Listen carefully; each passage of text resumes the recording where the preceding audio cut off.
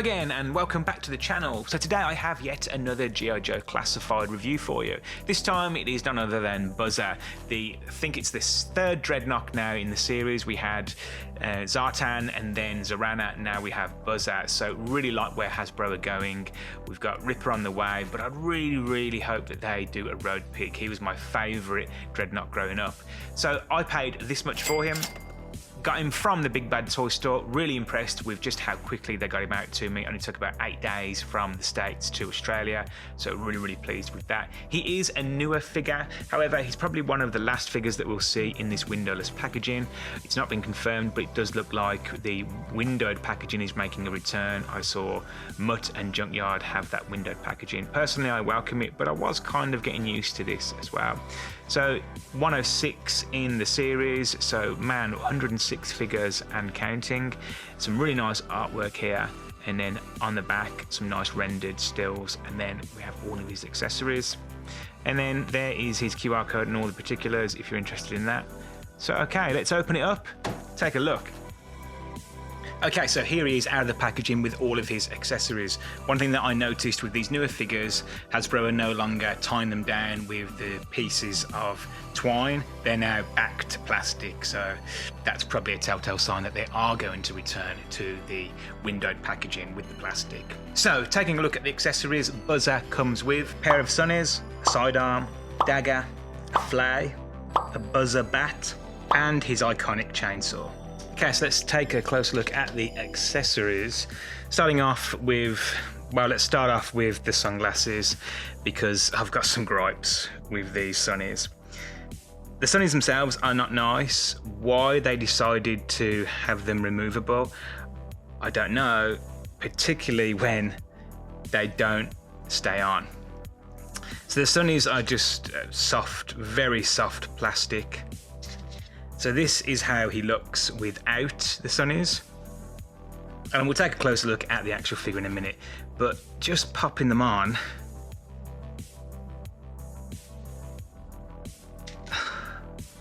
they just don't want to stay on. You can kind of pinch them on, but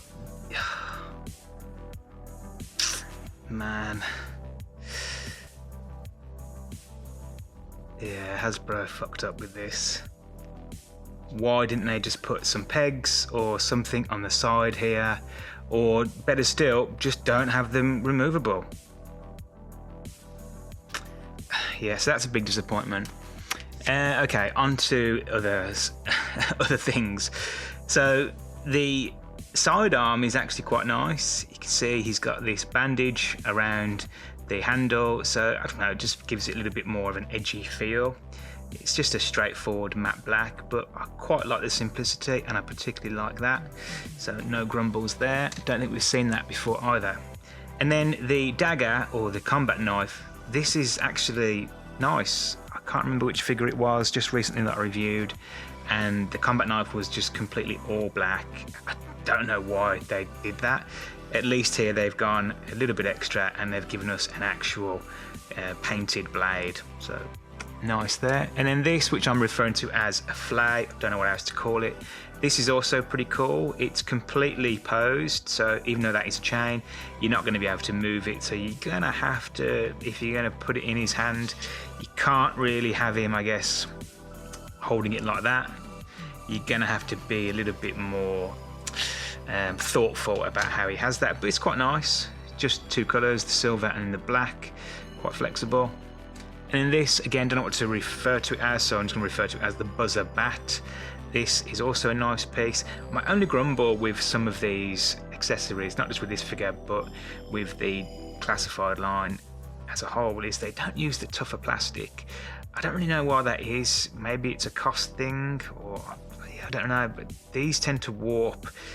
That's not too bad, but yeah, some of them warp. But other than that, it's quite nice. You can see it's a baseball bat. This silver trim here, little bit lazy. They could have gone with something more in line with that. Make it look like a bandage, would have been nicer. And then these blades that are just buckled on or welded on. so that's nice. But then here is why everyone is buying this figure. This is the iconic chainsaw that he comes with. Every single version of this figure has come with this chainsaw, well, a chainsaw, and this one doesn't disappoint. It's very, very nicely done. It's just straightforward matte black, but you don't really need anything else. And then the blade itself, or rather the chain, is 2 different tones of silver. So you've got the gunmetal in the middle and then a darker grey on the outside. There's not really anything going on with the engine itself. The handle is not articulated. You're not going to get any movement out of that. And also at first when I saw this with the hole in the pipe, I thought, oh man, it's broken. But I don't think it is. I think that's just supposed to be the exhaust. So it could have done with a few extra bits and pieces, but you know, it's not bad at all. Okay, so on to the figure. Let's start off with a quick comparison. So here is the 25th anniversary edition. I was very fortunate to get one almost mint on card. So you can see here that they've really paid homage to it. There are a few bits and pieces which I would have liked to see with the classified figure, but it's not really a big deal. So the gas canister, I don't remember the vintage Buzzer coming with a gas canister. I do remember Ripper coming with a gas canister, or maybe I'm getting my accessories mixed up. So this one doesn't come with that, and obviously that one did. Also, there is a armor plate on the left-hand side here, which this one doesn't have. But, you know, again, not a big problem at all. Everything else, it really works. The color scheme, the glasses, well, we'll get to that again in a moment. Everything else is very nice. So well done there, Hasbro. And then the figure itself, very nice. One thing I like about this is it has more of a matte finish, and I really like that, particularly when you're dealing with a figure that has a lot of exposed flesh. So obviously he has a lot, and there's nothing worse than that shiny high gloss skin. It just looks bad, in my opinion. This one looks very good. You can see that they've used a little bit of paint application here for the arms, so it does have some what looks like hair, but yeah, it's not the best on both sides. He also has it on the chest as well. To be honest, I probably would have just gone without that because it looks a little bit, well, it just looks shit. The tattoo, however, on the left hand side is quite nice. The snake and dagger, that's pretty good. Everything about it other than the glasses work, and unfortunately I think that's why I'm probably going to end up knocking it down at the end of the review, but we'll see. Everything else is very nice. The head is really nicely sculpted. Paint applications are ever so slightly sloppy. The teeth here are basically painted onto the top lip, and then the eye isn't the best, but you know, maybe I'm being a little bit too harsh because everything else is quite nice. The ripped off shirt is nice, the sheriff's badge, the dog tags, the grenades, and then the belt as well, all different paint applications there. The belt buckle with the skull and crossbones, and then the spikes, all different paint applications. The look for the denim works very well. The armor plates, one with the dagger sheath and one with the gun holster, also work very well. Let's see if we can get those in. So the dagger, seems like quite a long sheath for such a tiny dagger. Yep, goes in nicely. The pistol. Yep, so nicely done there. The boots, don't think these are reused, not sure if we've seen these yet. It's going to be very difficult to identify, or rather, I was going to say it's going to get difficult to identify if there has been a lot of reuse with more and more figures, but actually it should be quite the opposite. We should start to be able to see things very, very clearly if it has been reused. Personally, I can't just look at something and spot it. There are a few figures where I'll look at it and go, yeah, that's definitely, you know, just a repainted version of this. They've just taken that. But for this figure, it looks like there's a lot of new tooling going on, and rightly so. Why wouldn't they? I don't know if there were many other versions of Buzzer or the Dreadnoks.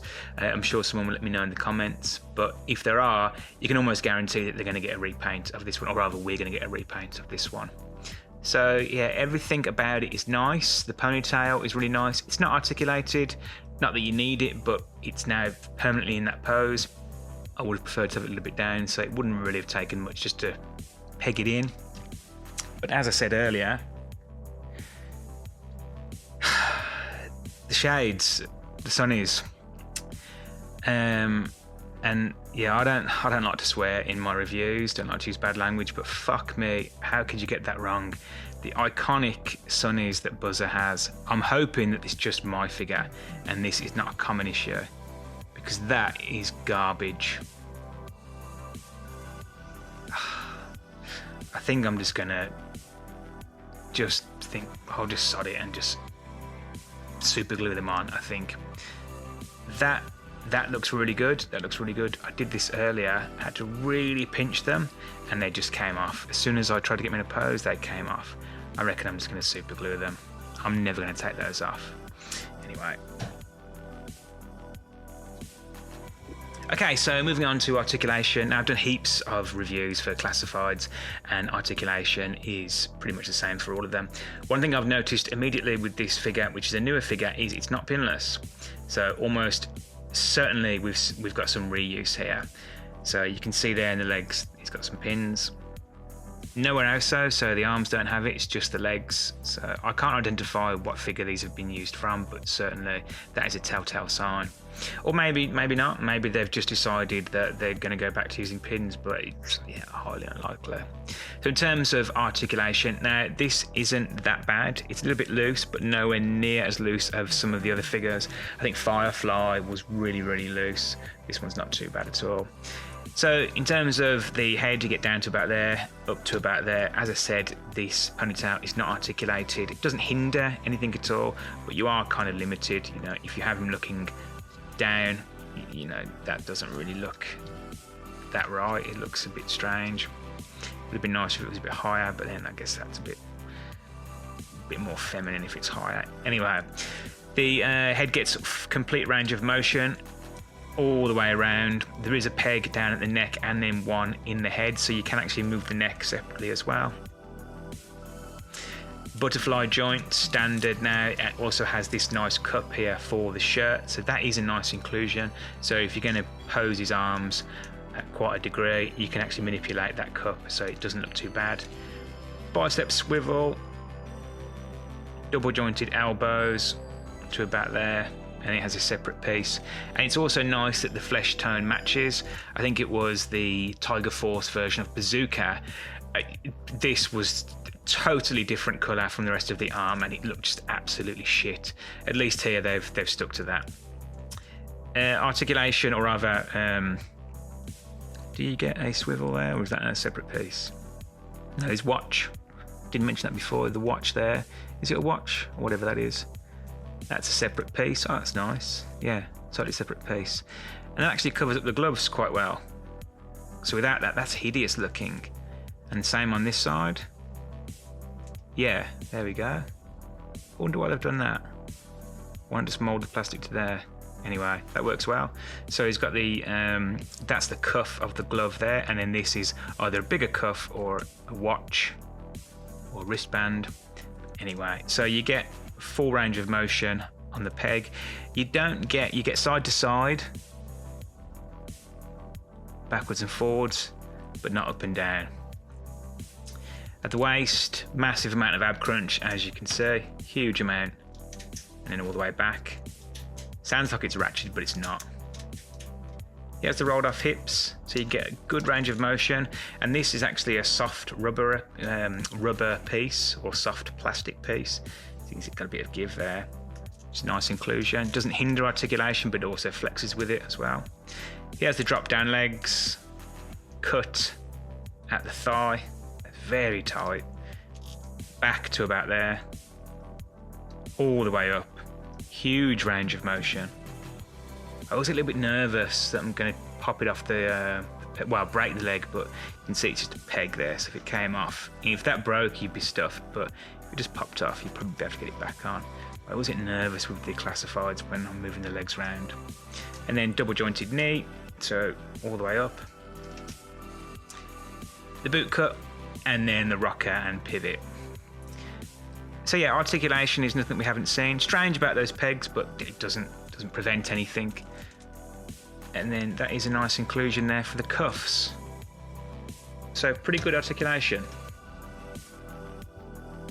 Okay, and for a size comparison, here he is next to Classified Zartan, Action Force Pandora, Ultimates Bat, Origins Triclops, Figuarts Obi-Wan Kenobi, Reactions Buzzer, and of course, Bam Bam Bigelow.